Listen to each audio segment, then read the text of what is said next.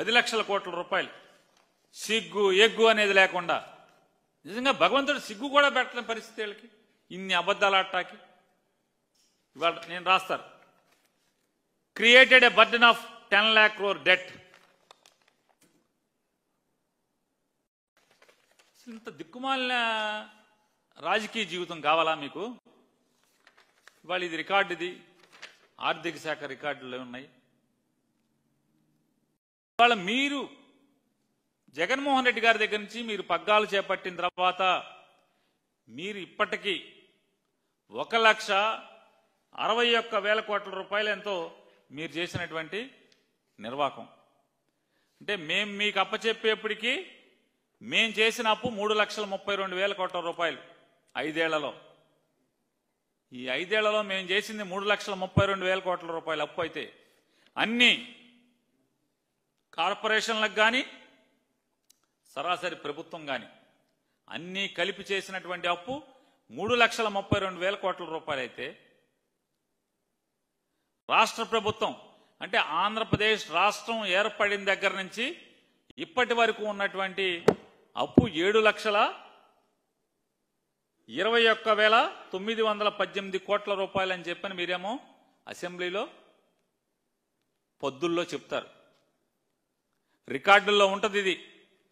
ఆర్థిక శాఖ పుస్తకాల్లో ఈ ఆంధ్రప్రదేశ్ రాష్ట్రానికి జగన్మోహన్ రెడ్డి గారు ముఖ్యమంత్రిగా దిగి చంద్రబాబు నాయుడు గారు మళ్లీ ఎక్కేప్పటికి 2024 సంవత్సరానికి 7,21,918 కోట్ల రూపాయలు అప్పని మీరే చెప్తారు. ఇవాళ 10 లక్షల కోట్ల రూపాయలు ఒక్క జగన్మోహన్ రెడ్డి గారు 5 ఏళ్లలో 10 లక్షల కోట్లు చేశారని చెప్తారు.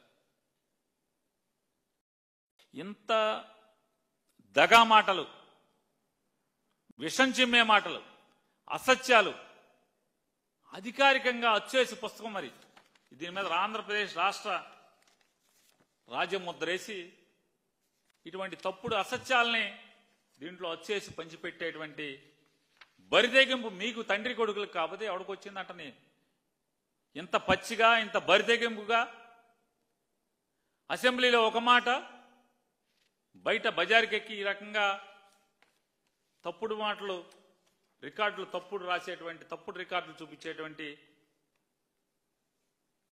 దౌర్భాగ్యం ఎవరికి ఉందా అంటే మీ ప్రభుత్వానికే ఉంది. ఇవాళ దీంట్లో రాస్తాడు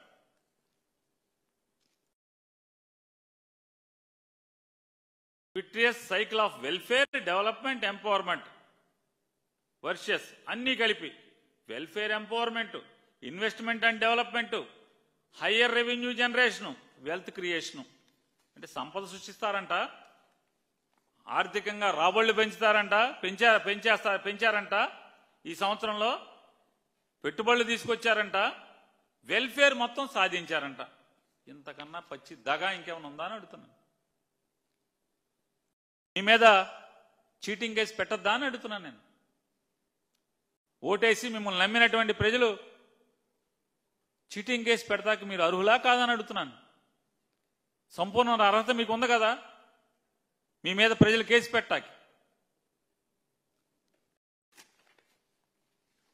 హయ్యర్ రెవెన్యూ జనరేషన్ అంటే జగన్మోహన్ రెడ్డి గారి కంటే కూడా అంటే ప్రతి సంవత్సరం భారతదేశంలో ఉన్నటువంటి ఏ రాష్ట్రంలో అయినా సరే హీనపక్షంలో 5 నుంచి 15%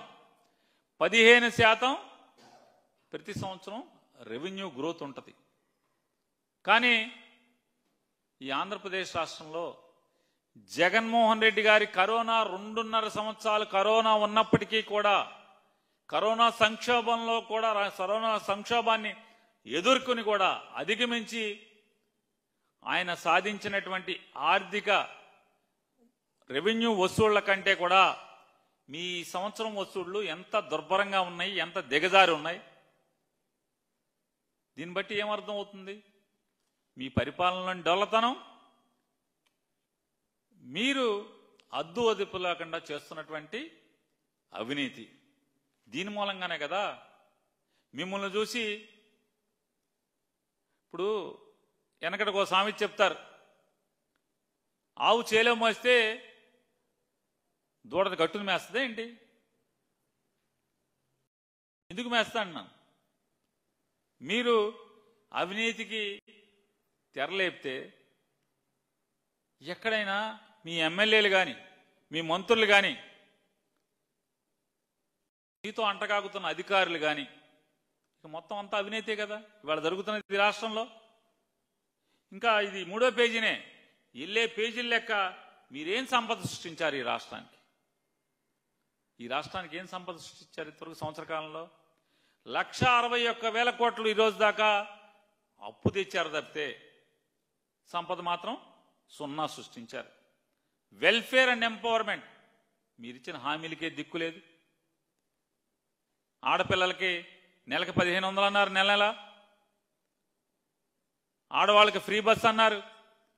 గ్యాస్ బండలు చెప్పి సంవత్సరానికి ఒక బండ ఇచ్చారు. సంవత్సరానికి 3 బండ్లని ఒక బండ. ఇది మోసం కాదా అని అడుగుతున్నాను. తల్లికి వందనం అన్నారు. 5 ఏళ్ళు తల్లికి వందనం అని సంవత్సరం ఎగ్గొట్టారు తల్లికి వందనాన్ని. అంటే ఇంకా 5 ఏళ్లలో మీరు నిజంగా నిజాయితీగా ఇస్తే గనక ఇంకా 4 ఏళ్లే మీరు ఇచ్చేది.